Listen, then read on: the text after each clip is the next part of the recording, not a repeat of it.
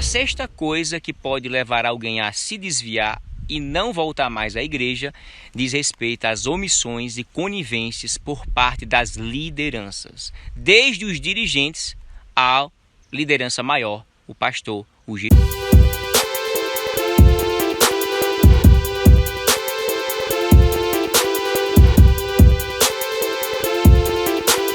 Eu creio que a conivência e a omissão são de fato frutos de uma vida carnal, de uma vida inconsequente, de uma vida imatura e, sobretudo, infiel aos princípios da palavra de Deus.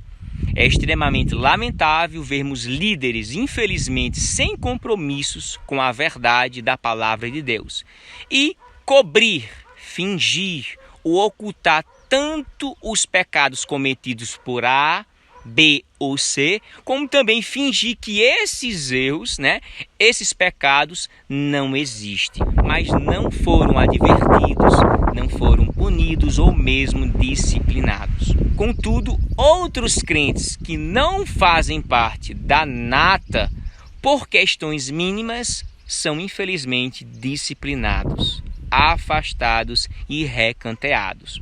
Isso de fato é o cúmulo da injustiça farisaica. Eu não hei de concordar nunca com isso. Infelizmente isso acontece muito por aí pelas igrejas. A sétima coisa diz respeito às injustiças sem mediações, ou seja, aos menos favoráveis. Pensa bem, você saber ou até mesmo presenciar um ato de injustiça feita a um membro da igreja e depois você ficar sabendo que ele não teve o direito de voz nem de vez, ou seja, de se defender ou se expressar, o que é que você vai achar? O que é que você vai imaginar? O que é que você vai concluir? Isso sem dúvida alguma deixará qualquer um crente indignado, furioso, revoltado para tornar as devidas providências cabíveis legalmente, mas nem sempre somos ou seremos atendidos. Esse tipo problemático de atitude para com os membros indefesos, sem grande influência ou sem diplomas ou anéis nos dedos, formações, é algo altamente desprezível ao ato para com os indefesos e desqualificador para o executor da injustiça. Essas pessoas, infelizmente, demonstram na prática que não têm maturidade suficiente nem visão espiritual, mas revelam incapacidade administrativa na obra de Deus. Isso pode sim levar alguém a não querer mais participar do rol de membros dessa igreja. A oitava coisa diz respeito ao excesso de costumes, de dogmas e fanatismo desenfreado com a aparência de santidade. Repito, o excesso de dogmas, de costumes.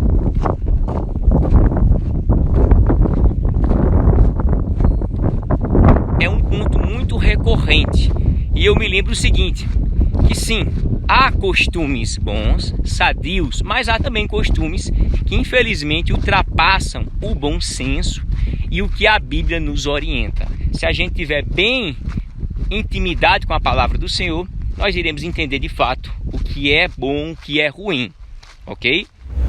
A bem verdade seja dita é que há muito fanatismo sendo ensinado, sendo pregado dentro de várias igrejas.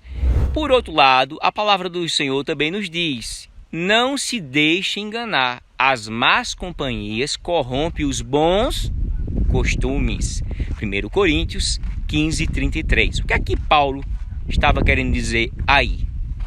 Que as más companhias com um ímpio, com alguém até cristão imaturo, que ainda não é 100% crente, fiel a Deus, que ainda tem uma mentalidade do mundo do pecado, da interação mundana, da corrupção do mundo, mente cauterizada. Essas pessoas, infelizmente, podem nos atrair a cometer coisas que são erradas biblicamente. certo? Então a Bíblia já está nos orientando a não cair nessa falácia, nesse engodo diabólico, ok? Segundo o pastor Antônio Gilberto da Silva, existem pelo menos 3 grandes diferenças entre doutrina bíblica e costumes humanos. A primeira diz respeito à origem. A doutrina ela é divina, agora o costume ele é humano. No que diz respeito ao alcance, a doutrina ela é geral, o costume é local. No que diz respeito ao tempo, a doutrina ela é imutável. Agora o costume ele é em si temporário. Qualquer igreja que prega mais dogmas do que doutrinas bíblicas, ela tende a ir ao fracasso espiritual e ao fanatismo farisaico. Temos que ter muito cuidado. A nona coisa é a imaturidade e falta de compromisso. Há alguns irmãos que, diante de uma orientação feita pelos irmãos da igreja, podem ficar chateados ou até mesmo com raiva quando se trata de um ato errado cometido por eles. Aí, ao serem exortados e talvez até mesmo chamados à atenção, se sentem frustrados, injustiçados e podem se distanciar da igreja. A pergunta é por quê? Porque queriam que olhassem para o pecado como algo natural e que não fosse preciso exigir das pessoas o ato de confessar e pedir perdão e serem disciplinados. Quando as pessoas são chamadas à atenção pelo fato de não estarem tendo compromisso na obra do Senhor, seja em relação ao horário de chegadas dos cultos e de estarem de alguma forma negligenciando o trabalho na igreja, desenvolvidos pelos irmãos, entre os irmãos, elas simplesmente, movidas pela carne, pelo egoísmo, talvez pela imaturidade espiritual e falta de responsabilidade, elas deixam de ir à igreja por falta de compromisso. Isso é lamentável. Deixar os trabalhos desenvolvidos pela igreja sofrerem por causa de uma pecuinha dessa, por causa de carnalidade, de exortação, de disciplina ou repreensão, é de fato nítido o reflexo da falta de compromisso dessa ou dessas pessoas em relação ao reino de Deus. Isso é caótico, isso é problemático, mas isso é real. A 10ª coisa diz respeito ao excesso de bajulação e adoração aos líderes. Isso é algo repugnante biblicamente. Você considerar alguém, meu irmão, é uma coisa. Você honrar alguém é bíblico e importante. Mas chegar ao ponto de viver babando as pessoas, bajulando, isso é erradíssimo. A Bíblia nos exorta a nunca cometer isso. O homem que bajula seu próximo está apenas construindo uma armadilha para si mesmo. Provérbios 29:5. Vocês bem sabem, a vossa linguagem nunca foi de bajulação, nem de pretexto para ganância. Deus é testemunha. Paulo falou isso em 1 Tessalonicenses capítulo 2, versículo 5. Cada um mente ao seu próximo. Seus lábios bajuladores falam com segundas intenções. Que o Senhor corte todos os lábios bajuladores e toda língua arrogante. Salmos 12, verso 2 e 3. E pior ainda do que bajular, meu irmão, é a exaltação excessiva aos cantores, aos pregadores, aos líderes e presidentes da vida. Adoração explícita, isso é pecado. E a ninguém na terra chameis vosso Pai, porque há um só que é o vosso Pai, o qual está nos céus. Mateus 23:9. Digno és, Senhor, de receber glória, honra e poder, porque tu criaste todas as coisas e por tua vontade são e foram criadas. Apocalipse 4:11. Então disse Jesus: vai-te, Satanás, porque está escrito: ao Senhor teu Deus adorarás e somente a Ele servirás. Lamentavelmente a gente vê um excesso de adoração ao homem, à criatura, e o Criador em último plano. Isso é pecado biblicamente.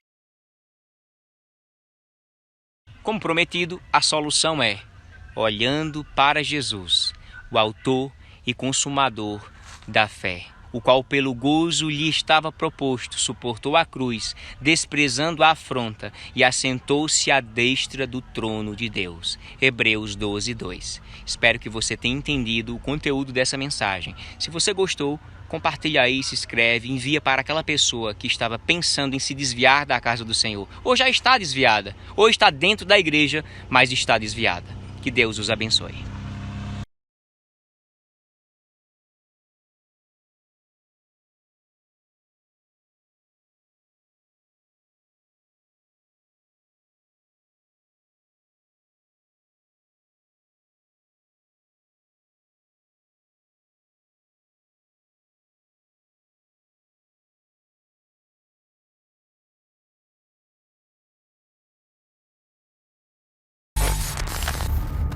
Vocês bem sabem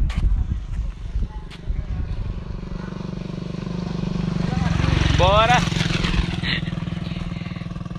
Eu me esqueci o versículo que eu ia dizer, meu Deus. Sim.